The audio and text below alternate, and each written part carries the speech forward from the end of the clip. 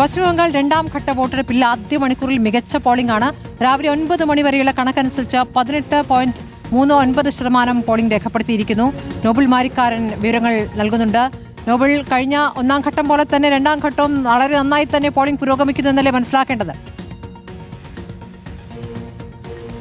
സ്മൃതി, പശ്ചിമ ബംഗാളിൽ വോട്ടെടുപ്പ് പുരോഗമിച്ചുകൊണ്ടിരിക്കുകയാണ്. നമ്മൾ നിൽക്കുന്നത് പശ്ചിം ബെഹാല എന്ന് പറയുന്ന നിയമസഭാ മണ്ഡലത്തിലാണ്. ചെറിയ മഴ രാവിലെ പെയ്യുന്നുണ്ട്. ഇത് ചെറുതായൊക്കെങ്കിലും വോട്ടിങ്ങിനെ ബാധിക്കുന്നു എന്ന് വേണം പറയാം. കാരണം പലയിടത്തും വലിയ ക്യൂ ആണ് കാണാൻ കഴിയുന്നത്. ഒരുപാട് ആളുകൾ വോട്ട് ചെയ്യാൻ രാവിലെ മുതൽ തന്നെ ക്യൂവിൽ നിൽക്കുന്നുണ്ട്. അതുകൊണ്ട് ചെറിയ തരത്തിൽ ഈ മഴ അവരെ ബാധിച്ചിട്ടുണ്ട്. നമ്മളിപ്പോൾ നിൽക്കുന്ന ഈ ബൂത്ത് എന്ന് പറയുന്നത് 182, അതോടൊപ്പം തന്നെ 179, അങ്ങനെ 4ഓളം ബൂത്തുകൾ അടങ്ങുന്ന ഒരു പ്രദേശമാണ്. നിരവധി ആളുകൾ ഇവിടെ വോട്ട് ചെയ്യാൻ വേണ്ടി എത്തിയിട്ടുണ്ട്. എന്നാണെങ്കിലും വലിയ ആവേശമാണ് വോട്ടർമാർക്ക്. പ്രത്യേകിച്ച് SIR ശേഷം നടക്കുന്ന ആദ്യ തെരഞ്ഞെടുപ്പ് ആയതുകൊണ്ട് തന്നെ ഒരുപാട് ആളുകൾ, പ്രത്യേകിച്ച് എല്ലാവരും തന്നെ വോട്ട് ചെയ്യാൻ എത്തുന്നുണ്ട്. അതൊരു റെക്കോർഡ് പോളിംഗിലേക്ക് രണ്ടാം ഘട്ടവും എത്തിക്കുമെന്ന പ്രതീക്ഷയാണുള്ളത്. ഒരു സംഘം മലയാളികൾ കൂടി എന്താണെങ്കിലും നിൽക്കുന്നുണ്ട്.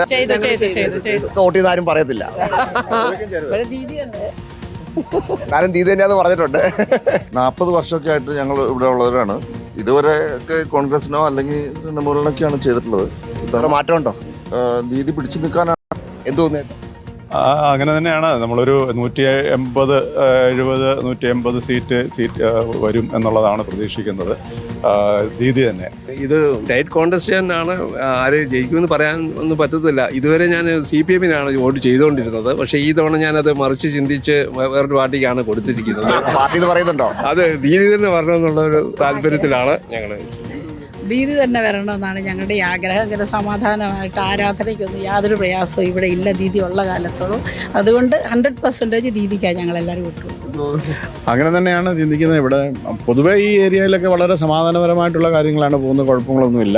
ചേഞ്ച് ആവശ്യമായിട്ടാണ് എൻ്റെ അഭിപ്രായം. വലിയ അഴിമതി ആരോപണമൊക്കെ ഉണ്ടെങ്കിൽ പോലും മമതയ്ക്ക് തന്നെ ഒരു വട്ടം കൂടി ചാൻസ് ഉണ്ട് എന്നാണ് കൂടുതൽ ആളുകളും വ്യക്തമാക്കുന്നത്. അതാണെങ്കിലും പശ്ചിമ ബംഗാളിൽ വോട്ടെടുപ്പ് അങ്ങനെ പുരോഗമിച്ചുകൊണ്ടിരിക്കുകയാണ്. പശ്ചിമ ബംഗാളിൽ ഒരു മനസ്സ്, പലരോടും നമ്മൾ നേരത്തെ ചോദിക്കുമ്പോൾ ആരും അങ്ങനെ ആർക്കാണ് വോട്ട് ചെയ്യുന്നത് എന്ന് പറയുന്ന സാഹചര്യമൊന്നും ഉണ്ടായിരുന്നില്ല. പക്ഷേ എങ്കിൽ പോലും അവസാന ഘട്ടത്തിലേക്ക് എത്തുമ്പോൾ ചില വോട്ടർമാർ മനസ്സൊക്കെ തുറക്കുന്നുണ്ട്. എന്താണെങ്കിലും വലിയ ആവേശമാണ് പശ്ചിമ ബംഗാളിൽ കാണാൻ കഴിയുന്നത്. ഇടയ്ക്ക് പെയ്യുന്ന ഈ മഴയൊന്നും ആ ആവേശത്തെ ബാധിക്കില്ല എന്ന് തന്നെ വേണം നമുക്ക് കരുതാൻ. അതോടൊപ്പം തന്നെ ഒരുപാട് പോലീസ് വിന്യാസവും കേന്ദ്രസേനയൊക്കെ എല്ലായിടത്തും വിന്യസിച്ചുകൊണ്ട് സുരക്ഷ അത്രയധികം ഒരുക്കിയിട്ടുണ്ട് എന്നും ഈ ഘട്ടത്തിൽ എടുത്തു പറയേണ്ടതാണ്. എന്താണെങ്കിലും ഉയർന്ന പോളിംഗ് ശതമാനം രണ്ടാം ഘട്ടത്തിലും ഉണ്ടാകും എന്നാണ് രാഷ്ട്രീയ പാർട്ടികളുടെ പ്രതീക്ഷ. ഇത് ആരെ തുണയ്ക്കും എന്നാണ് ഇനിയിപ്പോൾ അറിയാനുള്ളത്. സ്മൃതി, ശരി, വോട്ട് ചെയ്യാനെത്തിയ മലയാളികളെല്ലാം ദീദി വരണം എന്ന് തന്നെയാണ്, ദീദി വീണ്ടും വരണം എന്ന് തന്നെയാണ് ആഗ്രഹിക്കുന്നത് എന്നുള്ളതാണ് അവർ പറയുകയും ചെയ്തു കഴിഞ്ഞു.